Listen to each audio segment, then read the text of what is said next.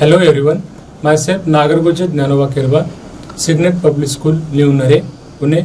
आज मैं आपको एग्ज़ाम के लास्ट मिनट टिप्स कुछ देने वाला हूं। जब हम परीक्षा की तैयारी में लगे रहते हैं तो उसी समय हमें किस प्रकार की तैयारी करनी चाहिए, किस प्रकार हमारा प्रश्न पत्र सॉल्व करना चाहिए, इसकी मैं आपको जानकारी दूंगा। हिंदी विषय के बारे में मैं आपको कुछ लास्ट मिनट्स के टिप्स दे दूंगा। तो पहले मैं ये बता सकता हूँ कि हमारा जो हिंदी का प्रश्न पत्र है 10वीं का जो हिंदी का प्रश्न पत्र है वो कुल मिलाकर 80 अंकों का है। उसमें से हमें 2 भाग है, तो हम इसे पार्ट 1 पार्ट 2 कह सकते हैं। लेकिन हमारे हिंदी प्रश्न पत्र में खंड अ और खंड ब प्रश्न पत्र के पहले ही आता है। इस प्रश्न पत्र में 2 खंड है, खंड अ और ब। खंड अ में जो 40 अंक का है खंड अ, और खंड ब भी है 40 अंक का, कुल मिलाकर 80 अंक। तो सबसे पहले खंड अ में हमें प्रश्न पहला अपठित परिच्छेद पर प्रश्न आ जाएगा। अपठित परिच्छेद 4 दिए जाएंगे, उसमें से हमें लिखने 2, मतलब 2 हर एक अपठित परिच्छेद के बाद दूसरा ऑप्शन होगा और में होगा। इस प्रकार 4 आएंगे, उसमें से आपको 2 लिखने हैं, इसके 10 मार्क हो गए। उसके बाद व्याकरण 16 अंक का, ये भी वस्तुपूर्वक प्रश्न है। मैंने आपको बताया कि जो 2 भाग है, वस्तुपूर्वक प्रश्न खंड अ और वर्णनात्मक प्रश्न खंड ब, इस प्रकार हिंदी का क्वेश्चन पेपर है। दोनों 40-40 अंकों का है। तो जो अपठित परिच्छेद है, अपठित परिच्छेद 4 आएंगे, उसमें से हमें 2 लिखने हैं और में आएंगे, और 2 के आंसर देने, वस्तुपूर्वक प्रश्न मल्टीपल चॉइस क्वेश्चन लिखने हैं और उसे हमें मार्क्स है 10। दूसरा जो प्रश्न है व्याकरण के आधार पर, कुल मिलाकर पहले मतलब खंड अ में हमें 9 प्रश्न दिए जाएंगे, 1 से 9 तक, और उसके बाद 10 से 17 तक जो खंड ब है उसमें से 10 से 17 तक हमें प्रश्न पूछे जाएंगे। तो 1 से 9 तक जो प्रश्न है उसमें से पहला जो मैंने अपठित बताया, दूसरा व्याकरण का, व्याकरण 16 अंक का होगा। 16 अंक का व्याकरण, उसमें से हमें जो है वाक्य रूपांतरण रचना के आधार पर, समास है उसमें, उसके बाद मुहावरे है, ये जो हमें दिया गया है तो उसके आधार पर हमें प्रश्न उसमें पूछे जाएंगे। मुहावरे होने के बाद हमें और परिच्छेद दिया जाएगा। वस्तुपूर्वक प्रश्न में कविता पर परिच्छेद दिया जाएगा, उसे 4 अंक है, वस्तुपूर्वक की प्रश्न है वो। और गद्य पाठों पर, स्पर्श पर ये परिच्छेद पूछा जाएगा। उसके भी 2 परिच्छेद है, उस 2 परिच्छेद को 5-5 अंक और कविता के परिच्छेद को 4 अंक, कुल मिलाकर 14 अंक हो गए। तो ये 14 अंक ये भी वस्तुपूर्वक प्रश्न होंगे। तो 14 अंक पाठ्यपुस्तक पर, 16 अंक व्याकरण पर और 10 अंक अपठित परिच्छेद पर। 4 अपठित परिच्छेद लिखने 2, तो कुल मिलाकर ये 40 अंकों का खंड अ हमें यहाँ पर हिंदी के 10वीं के प्रश्न पत्र में दिया जाएगा। तो हम अभी बात करेंगे खंड ब की, वर्णनात्मक प्रश्न। खंड ब वर्णनात्मक प्रश्न में हमें सबसे पहले ये 9 प्रश्न पहले हो गए। उसके बाद में 10वां जो प्रश्न आता है, 10वां प्रश्न आता है वो वर्णनात्मक प्रश्न का आता है, और ये हमें लिखना है, जैसे कि वस्तुपूर्वक प्रश्न में ये राइटिंग करना है। तो इसमें यहाँ पर स्पर्श पर भी प्रश्न आ जाएंगे, पाठ्यपुस्तक के स्पर्श, इस किताब पर प्रश्न आ जाएंगे। उसके बाद कविता पर और संचयन पर ये प्रश्न आ जाएंगे। कुल मिलाकर ये 14 प्रश्न है वर्णनात्मक प्रश्न पाठ्यपुस्तक पर। उसमें से ऑप्शन होंगे कि 4 में से 2 लिखो, उसके बाद संचयन में भी 3 में से 2 ही लिखो। इस प्रकार के ऑप्शन दिए जाएंगे आपको, और उसके तहत आपको ये वर्णनात्मक प्रश्न लिखने हैं। इसको 14 अंक दिए गए, मतलब वर्णनात्मक प्रश्न खंड ब में पार्ट 2 हम कहेंगे उसे। तो ये पाठ्यपुस्तक के आधार पर प्रश्न हो गए। उसके बाद लेखन, मतलब राइटिंग स्किल आता है। राइटिंग स्किल में हमें महत्वपूर्ण बात ये ध्यान में रखनी है कि हमें किस प्रकार ये राइटिंग स्किल लिखना है। तो सबसे महत्वपूर्ण बात ये है कि हिंदी में राइटिंग स्किल को टोटल, मतलब कुल मिलाकर 26 अंक है। 26 अंक का राइटिंग स्किल है।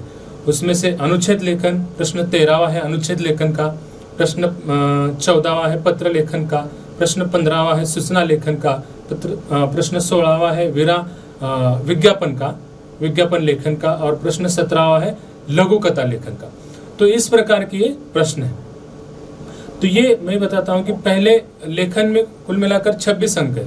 पाठ्य के पुस्तक के ऊपर, स्पर्श संचयन के ऊपर और कविता के ऊपर वर्णनात्मक प्रश्न है वो 14 अंक के, ये हो गए। उसके बाद लेखन ये 26 अंक का। तो इसका डिवाइडेशन मैं आपको बताता हूँ। अनुच्छेद लेखन 6 मार्क्स को, उसके बाद पत्र लेखन 5 मार्क्स को, सूचना लेखन जो है वो भी 5 अंकों का है, विज्ञापन 5 अंक के लिए और लघुकथा लेखन 5 अंकों के लिए। मतलब कुल मिलाकर ये 26 अंकों के लिए हमारा राइटिंग पार्ट है। तो हमें महत्वपूर्ण ये बात ध्यान रखनी है कि राइटिंग्स पार्ट हमारे सब्जेक्ट में, हिंदी विषय में बहुत मतलब कामयाबी के शिखर पर हमें लेकर जाता है। कुल मिलाकर 26 मार्क्स में से, मतलब 26 अंकों में से हमें 22 या 23 जो भी मार्क्स, इसमें 23 भी मिले तो बहुत अच्छी बात है और मिल सकते अगर अच्छी तरह से हमने लिखा।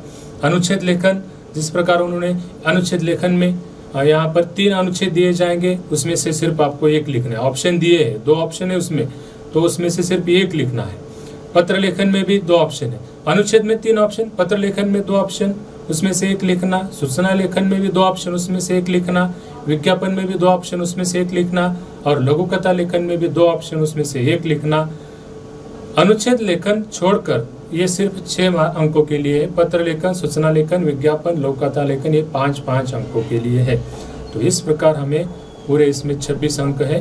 तो ये 26 अंकों में से कम 22, 23 या 24 तक हम अंक ले सकते हैं और अच्छी तैयारी की तो ये अंक हमें मिलेंगे और ये मिलने के बाद हमारा स्कोर भी बढ़ता जाएगा। तो मैंने ये परीक्षा का जो प्रश्न पत्र है वो किस प्रकार है ये बताया। मैं अभी आपको एक महत्वपूर्ण बात बताता हूँ कि टाइम मैनेजमेंट हमें किस प्रकार करना है। तो जो भी आपको रूल तो ये है एग्जाम का, बोर्ड एग्जाम का रूल तो ये रहता है परीक्षा का कि पहले से ही प्रश्न पहले से ही आप मतलब लिखने की सॉल्व करो। प्रश्न पहले से ही आंसर पेपर में आप वो सॉल्व करते रहिए। लेकिन ऐसा नहीं कि बीच में एक प्रश्न लेना फिर बाद में जैसे कि दूसरा लेना, बाद में 5वां लेना, बाद में 7वां लेना, ऐसा मत करिए। लेकिन ये मतलब ये नियम है कि पहले प्रश्न से ही सॉल्व करना। लेकिन अगर आपको लगता है कि मुझे जैसे कि 7वां प्रश्न अच्छा लगता है या हम ऐसे सॉल्व करने में मतलब सुलझाने में सरल लगता है, या राइटिंग स्किल अगर कई छात्र पहले ले सकते हैं, उन्हें लगता है कि मैं राइटिंग स्किल सॉल्व करूंगा, वो कर सकते हैं राइटिंग स्किल। लेकिन वो भी सीक्वेंस है, पहला राइटिंग स्किल हो गया, बाद में फिर वर्णनात्मक प्रश्न लीजिए, नहीं तो अपठित गद्यांश लीजिए जो वस्तुपूर्वक प्रश्न का है। लेकिन हमें एक महत्वपूर्ण बात है, सीक्वेंस से चला जाना है, प्रश्न पहले से चला जाना है। अगर आपको लगता है कि ये जो मुझे सरल लगता है राइटिंग स्किल तो आप वो ले सकते हैं, लेकिन नियम तो ये है कि हम प्रश्न पहले से ही वो सॉल्व करते रहिए क्वेश्चन पेपर। तो टाइम मैनेजमेंट के बारे में मैं आपको बताता हूँ। अपठित जो गद्यांश है, जो इसमें 4 गद्यांश है, 2 लिखने हैं, 2 और के लिए है, 10 मार्क्स है। हमें एक अपठित गद्यांश कम से कम मैं बताता हूँ कि मतलब 10 मिनट में हो जाना चाहिए।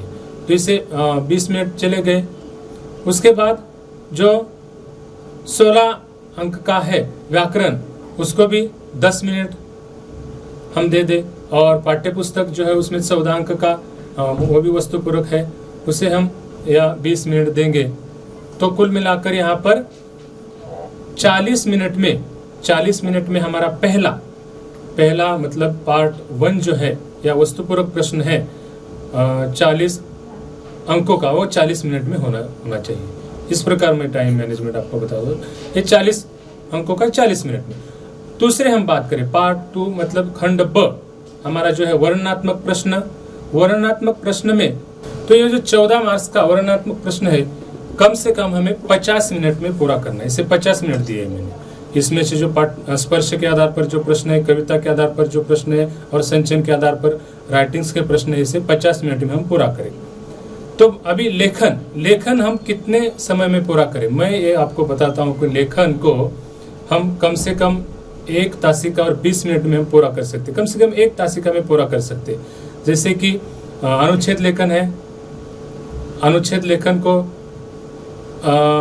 अगर हम 15 मिनट में पूरा करें, पत्र लेखन 15 मिनट में पूरा करें, सूचना लेखन 15 मिनट में पूरा करें, विज्ञापन 15 मिनट में पूरा करें और लघुकथा लेखन 15 मिनट में, कुल मिलाकर 1 तासिका और 20 मिनट हमारे यहाँ पर चले जाते।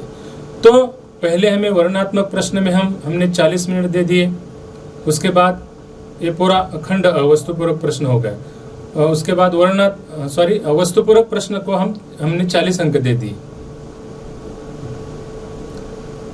वस्तुपूर्वक प्रश्न को हमने 40 अंक दे दिए, तो ये 40 मिनट में वर्णनात्मक जो प्रश्न है उसने हमने जो पाठ्यपुस्तक के ऊपर है उसे 14 अंक, ये 50 मिनट में, और लेखन जो है 1 तासिका 20 मिनट में हम इसे पूरा करेंगे।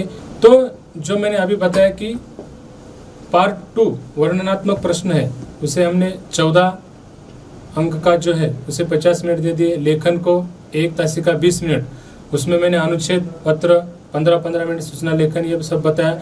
लौकिकता लेखन को हम चाहे 20 मिनट दे दे, तो एक कुल मिलाकर 1 तासिका और 20 मिनट हो जाते हैं, और बाकी हमारे 10 मिनट हमारे बचते। तो 10 मिनट हम इस पर ध्यान दें कि हमारा कौन सा प्रश्न बाकी रह गया है, या कहाँ गलती हो गई है, कहाँ लाइन खींचने की रह गई है, ये सब हम इस 10 मिनट में देख सकते हैं। हमारा पेपर रीचेक कर सकते हैं 10 या 15 मिनट में हम हमारा पेपर रीचेक कर सकते हैं, तब जाकर हमें समझ में आ जाए कि हमारा किस प्रकार का पेपर पूरा हुआ है और हमने तैयारी कितनी की थी और किस प्रकार हमने पेपर लिखा है।